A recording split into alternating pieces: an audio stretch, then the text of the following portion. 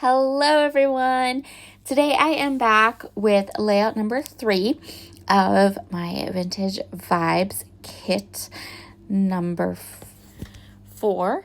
And I'm going to be using that quilt pattern as the starting base for my layout today. So, I still receive emails from Basic Gray.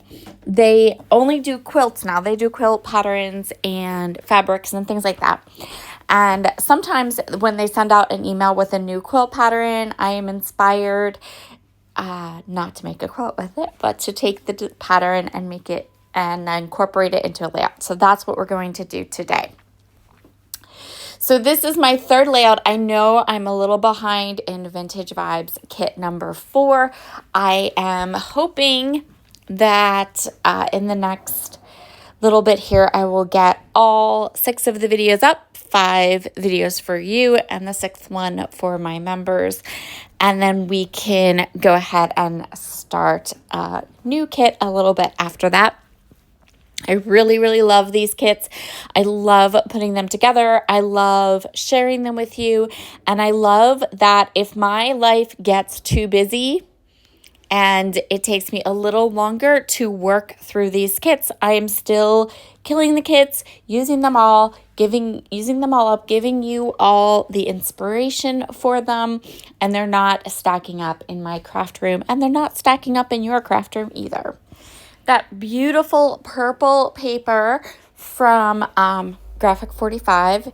We're going to use that as our base today, but I gutted it because I love, love, love it. And I wanted to be able to use more of it on my layout.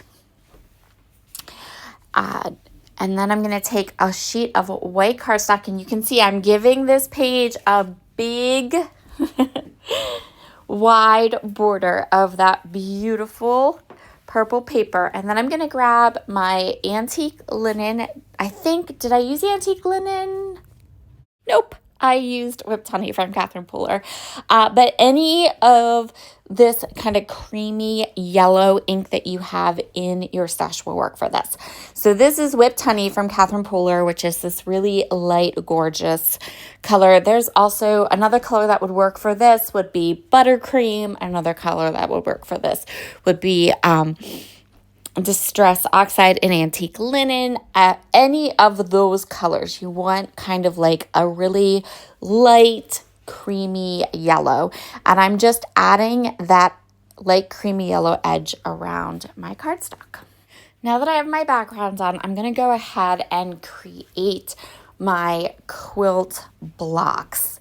So I am going to start these quilt blocks by cutting down some white cardstock to 2 inches by 2 inches. These are going to kind of just be a base. You're not even going to see this in the ending layout, but I wanted to have these 2 by 2 inch squares just to start with, and then I'm going to build the other kind of quilt blocks, quilt layers on top of this these white cardstock squares. Next, I took all the scraps, I took some of the wood grain paper, the purple papers, the green papers. I used the A sides and the B sides, and I punched about 1,000 little 1x1 squares. Actually, what I did was I did a little bit of math. I knew that I wanted 10 2x2 squares. So then I figured out how many 1x1 squares I would need. I think I did end up going ahead and punching a couple more towards the end. But I would say it is better to punch less holes, less squares, and then punch some more if you need to, as opposed to punching too many and then ending up with a ton of 1x1 inch squares. So I would say grab just whatever kind of small scraps you have from your kit in the colors that you like, that you enjoy, and then go ahead and you can just use those scraps. And then punch less than what you think you're going to need so you can come back and punch more, and you're only really going to punch exactly what you need and not waste any of this gorgeous paper. So the pattern from Basic Ray is there's a lot of pieces to it, right? But what I did was I kind of simplified it, made it a little bit less, made it a little less complicated, right? I guess that would be the good word for it. And then you can see here, I'm just going ahead, I'm following those blocks that are on my image and creating these little quilt blocks. Now, you could do this by cutting your 2x2 squares out of your pattern paper and then just layering the little arrow pieces on it. It would be completely up to you. No matter what you do, if you do it this way with the white base, you will end up needing to trim off your little squares. So there's the squares we're creating. And again, you can go ahead and cut the squares from pattern paper and then just layer the arrow pieces on it. I liked having that little white base piece to kind of build my little quilt blocks on. But that would be completely up to you. So I created 10 quilt blocks. I adhered the white cardstock I had inked up onto the pattern paper, and then I added some washi tape to the back just to keep it into place. And now we're going to go ahead and create our layout. I'm going to decide how I want these quilt blocks to be. I did decide I wanted them to have a white kind of border where you could see the white paper in the background, and then I'm going to have them go off the edge. You can see me here, I'm kind of just playing around. The way I ended up doing it was, and the way that I ended up liking it was to have all 10 of the quilt blocks in a row with a white border around them, and then I pushed them up so that they did go off and outside of the confines, I guess, or outside the white pattern paper. You can see me here just a little bit off, and I just evened them up so that they looked like two nice straight lines. And right now, I'm afraid that I have to make another square that I miscounted, but no worries. I actually did make that 10th square. It's under the paper. I do that all the time, stuff like that, just lose things.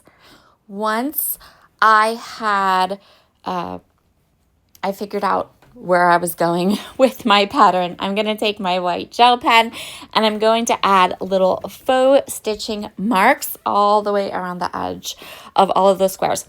Some of the patterns that are lighter, they kind of blend in.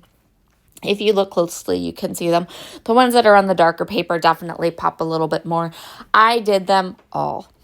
I just added that little faux stitching all the way around the edge of the square. So this is basically my page design. I am going to go ahead and mat these photos onto some of that pattern paper. I mat one with the yellow cardstock in the kit and one with that wood grain paper. And then I'm going to go ahead and get the quilt blocks and my photos into place. My photos today are two photos of me and my nephews. These are my older nephews. One is the same age as my youngest son, and then the second one is a little younger than that. And they're so good. They're such nice young men. They are super helpful to me. And I don't, now that they're older and more like they're adults, so they're 19 and 16 or 17 or close to there, I don't get a lot of photos with them. So when I got these two photos, I wanted to make sure that I documented them and scrapbooked them, because these boys are a big part of my day-to-day life. They come to my house, they hang out with my kids. The youngest one in the photograph, he will come and clean my house for me. So they're a big part of my life, and I need to make sure that they are represented and around in my memory keeping projects. Once I had all those elements into place, it's time to kind of decide on embellishments and things. I pulled in from my stash. These are some wood veneer flowers from Color Cast Designs.